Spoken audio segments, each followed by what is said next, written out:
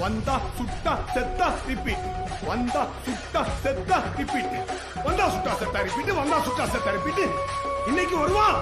இந்த டயலாக் மாதிரி எங்கள் வீட்டில் அந்த டேபிளை க்ளீன் பண்ணுறது, குப்பையாக்குறது க்ளீன் பண்ணுறது இப்படியே போயிட்டு எல்லா வீட்லேயும் இப்படி ஒரு இடம் இருக்கும் திங்ஸ் எல்லாம் டப் பண்ணுறதுக்கு. எங்கள் வீட்டில் இந்த டேபிள் தான் பிளேஸு. இது என் பையனோட ஸ்டடி டேபிள்.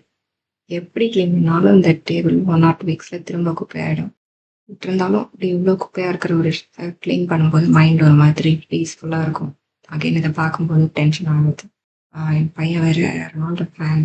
ஸோ நான் இந்த 7 நம்பர் போட்டிருக்கிற அந்த பேப்பரை நான் எங்கேயாவது தர போட்டேன் கண்டிப்பாக கேட்பான். ஒரு வழியாக க்ளீன் பண்ணி முடிச்சிட்டேன். உங்கள் வீட்டில் இந்த மாதிரி என்ன பிளேஸ் இருக்குன்னு கமெண்ட்டில் சொல்லுங்கள்.